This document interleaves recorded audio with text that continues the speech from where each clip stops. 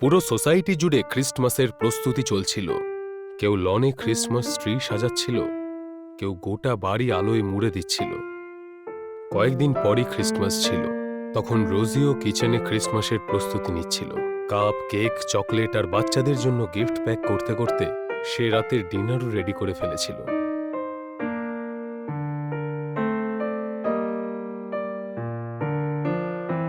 রোজি তার দুই ছেলেকেই ডিনারে ডাকল, কিন্তু কোনো উত্তর পেল না।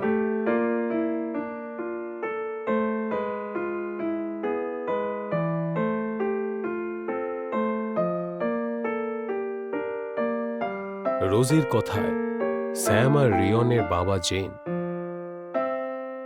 বাচ্চা দুজনকে খুঁজতে সোসাইটির বাগানে আসলেন, কিন্তু সেখানে শুধু রিয়ন ছিল। স্যামকে কোথাও দেখা যাচ্ছিল না।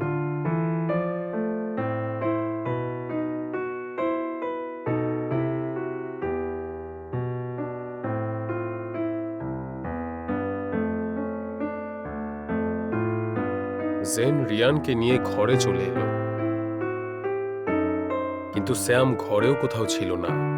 ঘরে ওর ল্যাপটপ অন ছিল, আর সেখানে একটা খ্রিস্টমাসের ভিডিও চলছিল। জেন ওর ল্যাপটপটা বন্ধ করে দিল আর স্যামকে খুঁজতে আবার বাগানে গেল, কিন্তু স্যামকে কোথাও পাওয়া যাচ্ছিল না। অন্যদিকে শহরের আবহাওয়া খারাপ হচ্ছিল, কারণ প্রত্যেক বাড়ি থেকেই কোনো না কোনো ছেলে নিখোঁজ হয়ে যাচ্ছিল।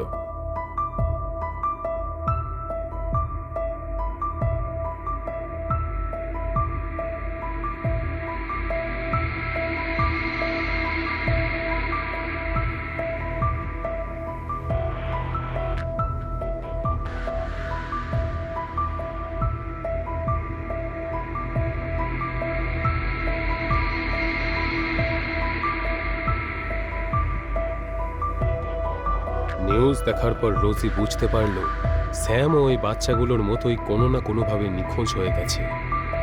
রোজি কেঁদে কেঁদে গাল ফুলিয়ে ফেলল। জেন তাকে বোঝানোর চেষ্টা করতে লাগল। অন্যদিকে স্যামকে না পেয়ে রিয়নও খুব হতাশাগ্রস্ত হয়ে পড়ল। রিয়ন ওর ছবি হাতে নিয়ে কাঁদতে লাগল।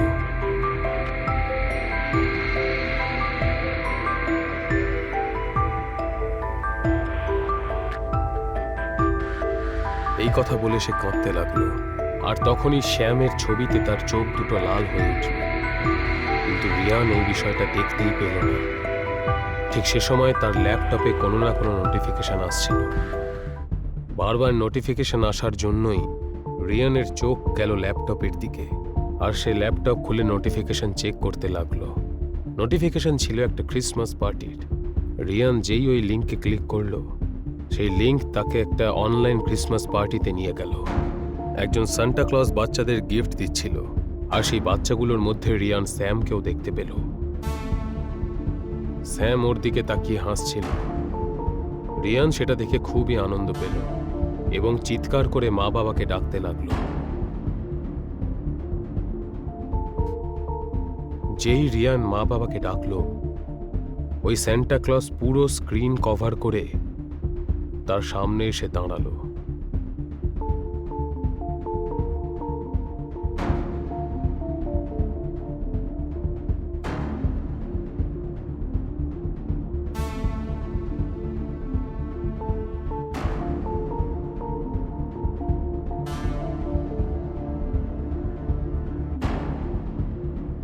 একথা বলে সেই স্যান্টা আরো জোরে হাসতে লাগলো, আর হঠাৎ ল্যাপটপ স্ক্রিন কালো হয়ে গেল।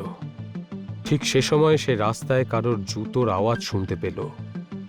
সে মন দিয়ে সেই আওয়াজটা শুনতে লাগলো। সে দূর থেকেই দেখতে পেল সেই সান্টা ক্লজকে। তাকে দেখেই রিয়ান রীতিমতো চমকে উঠল। এরপর সান্টা ক্লজ যেই তার সামনে এলো, রিয়ানের হাত পা ঠান্ডা হয়ে গেল। ওই সান্টা কোনো সাধারণ সান্টা ছিল না।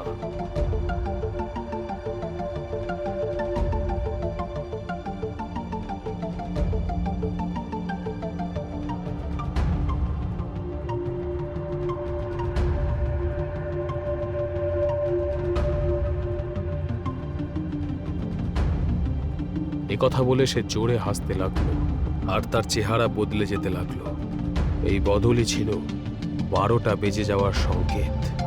দেখতে দেখতে সেই সান্টা ক্লজ পরিণত হলো একজন কালো দৈত্যতে, পুরো কালো। খালি তার চোখের মণি দুটো ছিল সাদা। সেই দৈত্যর শরীর থেকে সাদা ধোঁয়া বেরোচ্ছিল, আর সেই রিয়ানও অদৃশ্য হয়ে গেল। যখন রিয়ন সম্বিত ফিরে পেল, তখন সে একটা কাল কুঠুরিতে বন্দী, আর তার সাথে আরো অনেক বাচ্চা বন্দী হয়েছিল, এমনকি তার ভাই শ্যামও সেখানে ছিল। রিয়ান ওই জায়গাটা ভালো করে দেখছিল, ঠিক তখনই তার পিঠে কেউ জোরে আঘাত করল। তার পিঠে এত জোরে ছুরির আঘাত লাগলো যে সেখান থেকে রক্ত বেরোতে লাগলো। সেই রক্ত দেখে রিহানের পেছনে দাঁড়িয়ে থাকা সেই কালো দৈত্য সেই রক্ত তার বড় জিভ দিয়ে চাটতে লাগলো। রেহান ব্যথায় কোঁকিয়ে উঠল আর ধীরে ধীরে বেহুশ হয়ে গেল।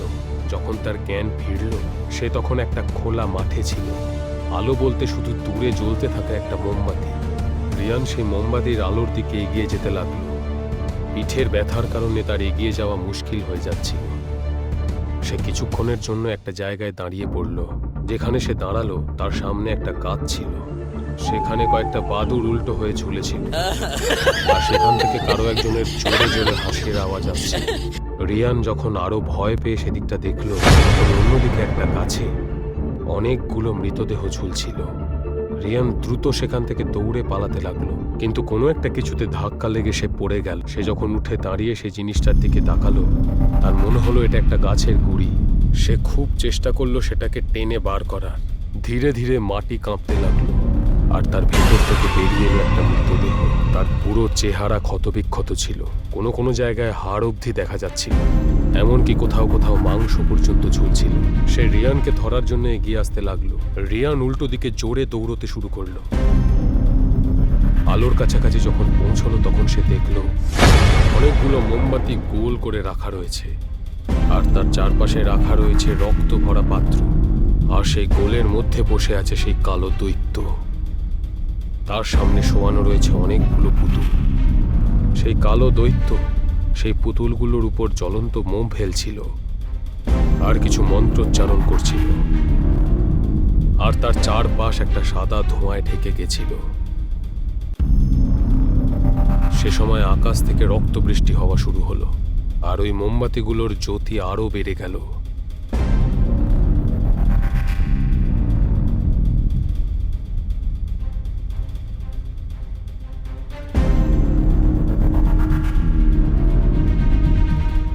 এই কথা বলে সে আরো জোরে হাসতে শুরু করলো। সে সময় আকাশ থেকে একটা দৈববাণী এলো।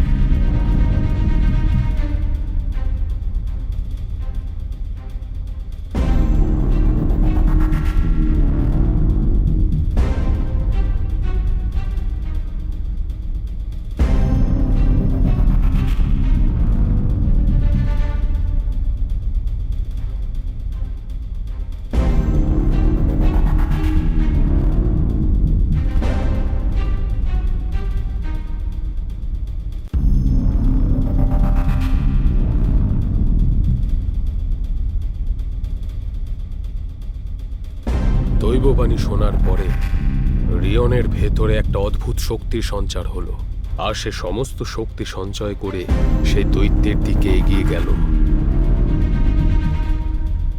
রিয়ানকে তার দিকে এগিয়ে আসতে দেখে সেই দৈত্য তাকে থেমে যেতে বলছিল, কিন্তু রিয়ান এটা জানতো যে এখানে ওই দৈত্য কোনো মানুষকে মারতে পারবে না। দৈত্য ওকে ভয় পাওয়াতে লাগলো, কিন্তু রিয়ান থামল না। রিয়ান সমস্ত পুতুল একসাথে করল আর তাতে আগুন জ্বালিয়ে দিল। সেই আগুনে ধীরে ধীরে সেই দৈত্য জ্বলে গেল। যেই সব কিছু জ্বলে গেল, ওখানে জোরে একটা বিস্ফোরণ হলো, আর রিয়ান ছিটকে গিয়ে পড়ল। যখন তার চোখ খুলল, সে তখন একটা চার্চে ছিল, যেখানে তার মা, বাবা, স্যাম আর বাকি বাচ্চারাও ছিল। রিয়ান কিছু বলার আগেই তারা আকাশে স্লেজ গাড়ি করে স্যান্টাকে যেতে দেখল। স্যান্টা রিয়ানকে ইশারা করে কোনো কিছু বলতে না করলো।